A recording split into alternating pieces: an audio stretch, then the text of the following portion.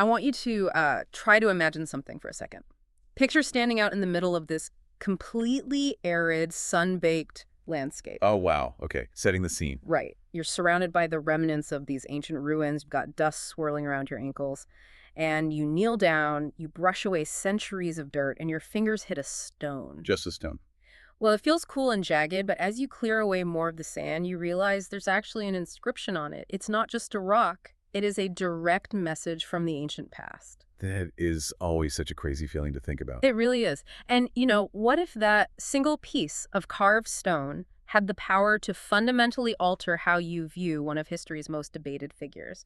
I mean, can dirt and, hostile Roman records actually prove a religious figure's history? It is a really profound scenario to consider.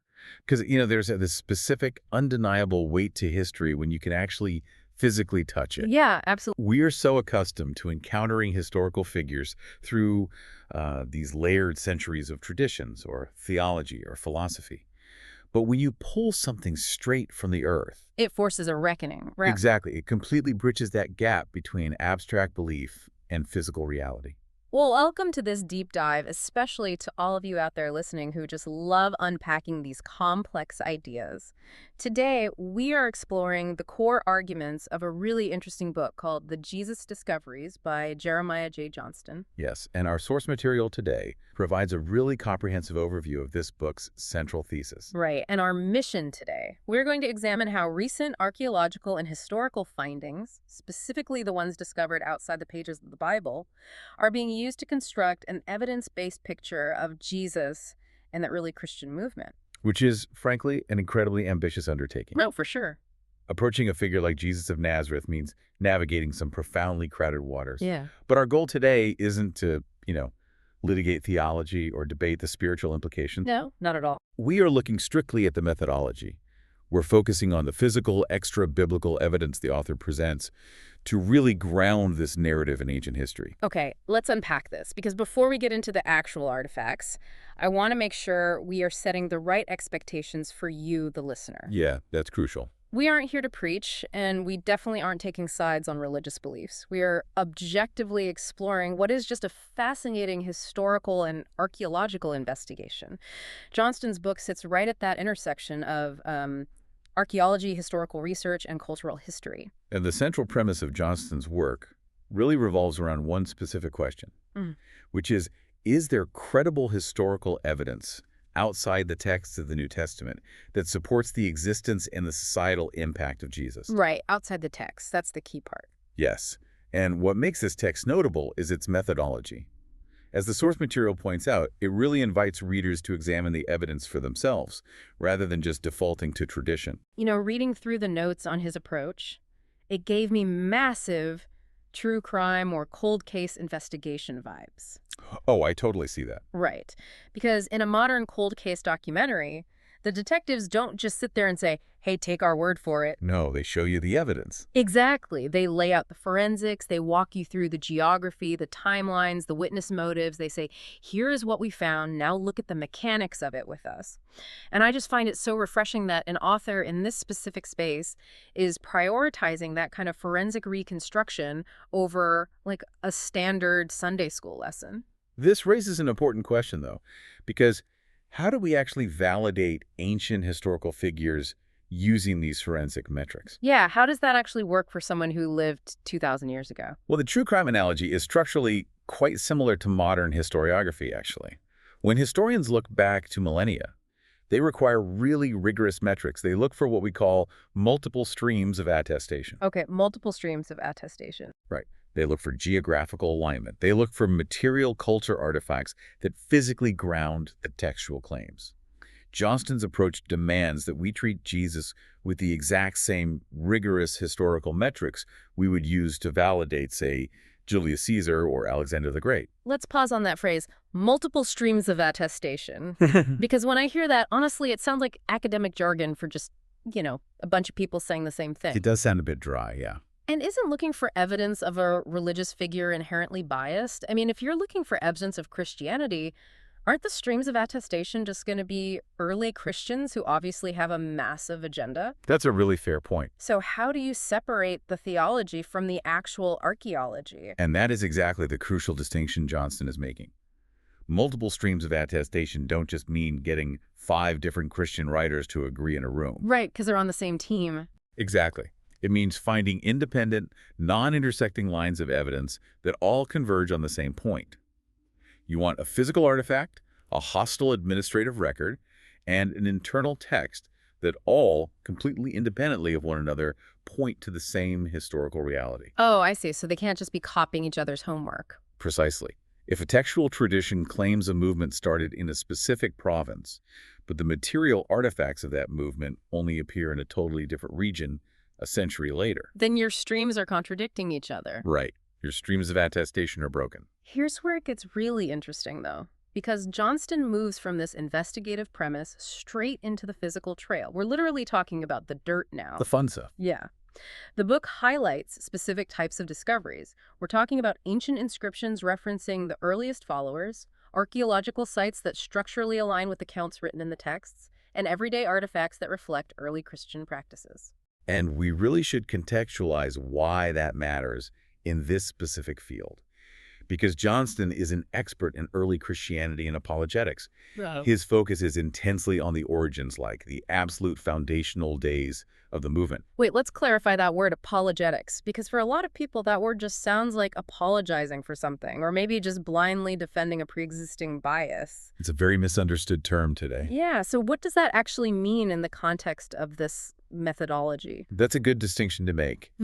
In this context, apologetics actually comes from the Greek word apologia, which means to give a reasoned defense, or to make a case in a legal sense. Like in a courtroom. Exactly. It's about structuring arguments based on evidence. An apologist in the historical sense is constructing a logical framework to defend the historical reliability of their texts.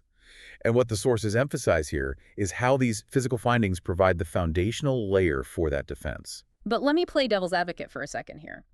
Let's say archaeologists dig up a first-century synagogue in Judea, or a fishing boat from the Sea of Galilee.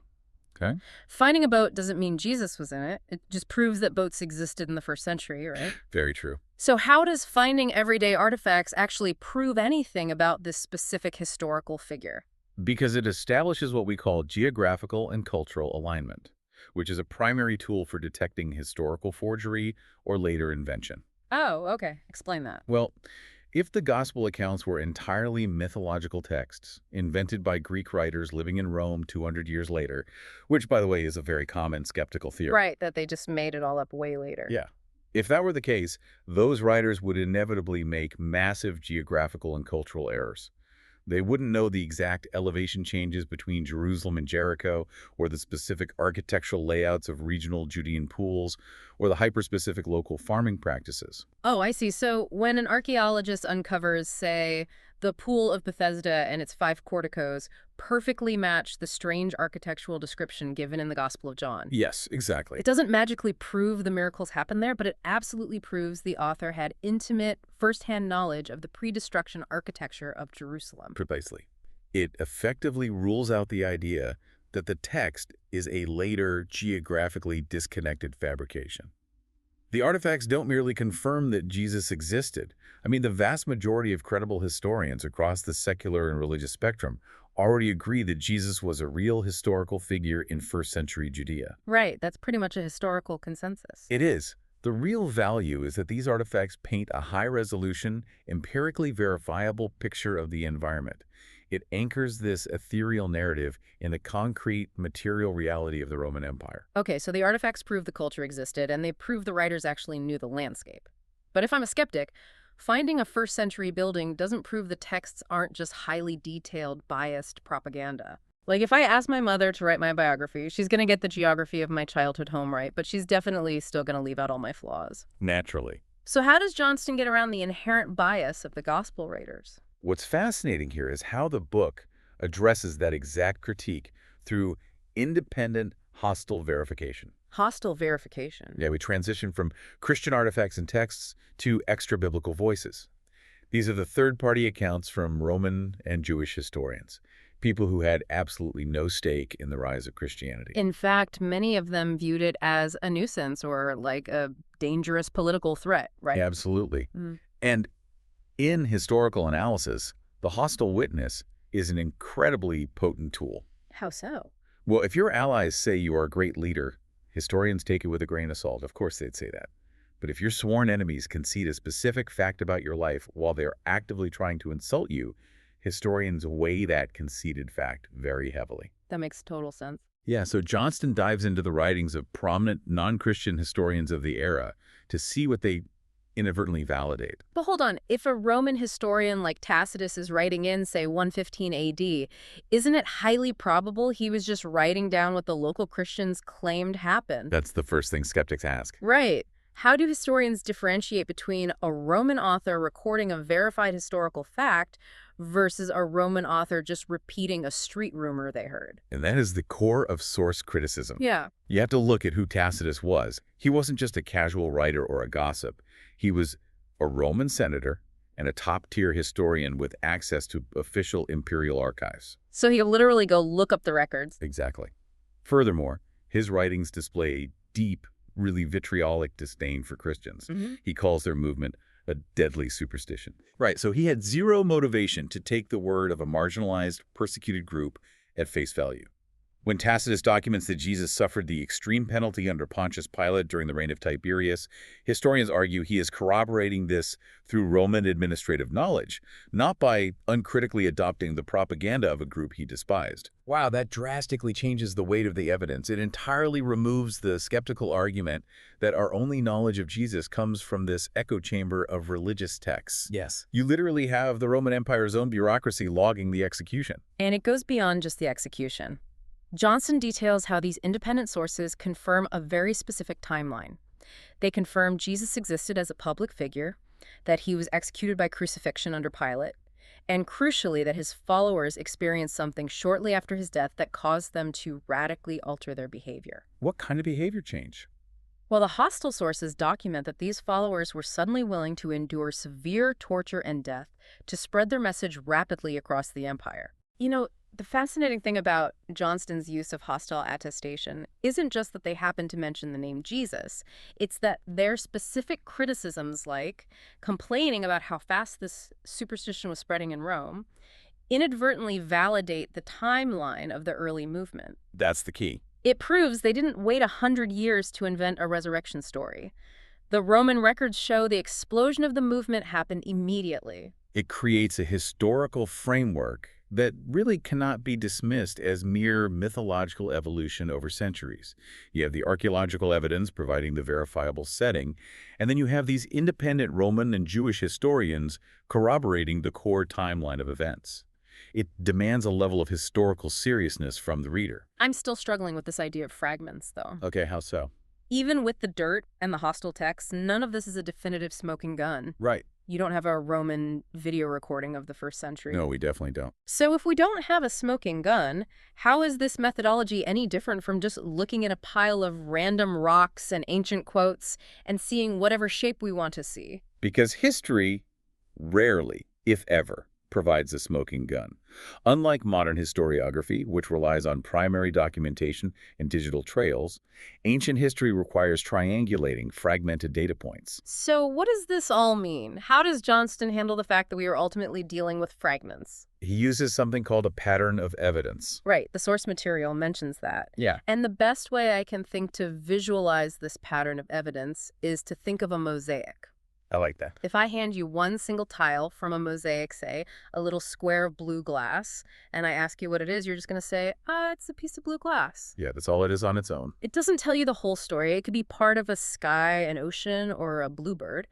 But if you take that blue tile and you place it next to a verified red tile and a gold tile, suddenly the options of what the image could be start to narrow. That is a highly accurate analogy for the historical method. The book doesn't claim one undeniable magical proof. It cross-references disparate disciplines to limit what the final picture can logically be. Narrowing down the options. Right. You take an archaeological find confirming the topography. You place it next to a hostile Roman historical record confirming the execution timeline. You add the cultural context of first-century Judean burial practices.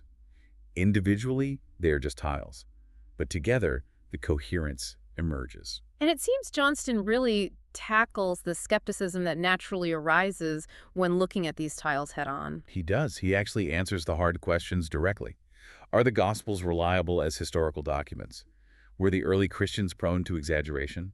Can we even trust ancient manuscript transmission? He doesn't shy away from the difficult stuff. Not at all. He walks through the actual mechanics of those questions rather than just waving his hands and demanding blind faith. Which is why the source material compares his work to Lee Strobel's famous book, The Case for Christ. Yes, that's a very apt comparison. Strobel's work was seminal in bringing this kind of investigative apologetics to a mainstream audience. And Johnston's book hits a similar sweet spot. It's substantial enough to have academic teeth, but accessible enough that you don't need a PhD in ancient Greek to follow the logic. Exactly. However, the crucial differentiator here is Johnston's heavy reliance on recent discoveries. Right, because archaeology is an active, ongoing science. It's not static. Not at all. The ground is literally still giving up new tiles for the Mosaic.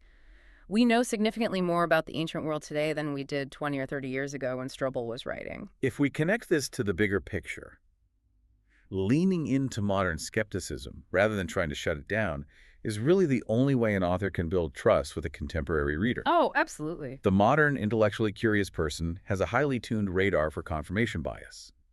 If an author presents a complex, 2,000-year-old historical issue as overly simple or completely settled, the reader will instantly disengage. Because it feels like a sales pitch rather than an investigation. Exactly. Yeah. By validating the skeptical questions and answering them with a pattern of newly uncovered evidence, Johnston respects the intelligence of the audience. He demonstrates that rigorous questioning doesn't have to be the enemy of historical understanding. Yeah. In fact, applying pressure to the sources is the very tool that sharpens our understanding of them. Which brings this whole investigation right back to you, the listener, listening to this right now. Why does a deep dive into ancient archaeological artifacts and Roman administrative texts actually matter to your life today? It's the ultimate so what question. Right. And whether you are in a season of questioning your own worldview, or you're looking for an evidence-based exploration of history, or maybe you're just someone who geeks out on ancient mysteries and source criticism, this kind of methodology matters. It really does. It takes a narrative that has been hyper-spiritualized for 2 millennia and forces it back into the tangible dirt of human history. We live in an era characterized by profound information overload. I mean, we are constantly bombarded with claims, counterclaims, and endless opinions on digital platforms. It's exhausting. It is. And finding epistemological clarity, like knowing how we know what we know, can feel impossible. But going back to foundational, material evidence and independent historical records provides a grounding mechanism. It anchors you. Right. It proves that a reasoned, logically coherent perspective is still attainable. It allows you to base your understanding on a testable pattern of evidence rather than just passively accepting a pattern of tradition. It gives you permission to explore, to scrutinize the mosaic tiles yourself, and to view one of history's most pivotal figures through a forensic lens rather than just a theological one. Exactly. But before we wrap up, I want to leave you with one final thought to really mull over. It builds on the fact that Johnston's work relies so heavily on recent findings. If these discoveries are recent, it implies the Earth is far from finished speaking. History is a continuously unfolding narrative, not a closed book. So here is the question to take with you today. If the archaeological record is still actively being dug up today, what undiscovered artifacts might be sitting just a few feet underground right now? Oh, that's a wild thought.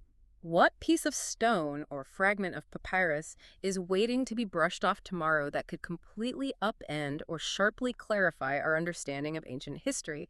Think about that stone we imagined at the very beginning. The dust hasn't settled yet. A powerful reminder that our understanding of the past is always evolving. Thank you so much for joining us on this deep dive. Keep questioning, keep looking at the evidence, and we'll catch you on the next one.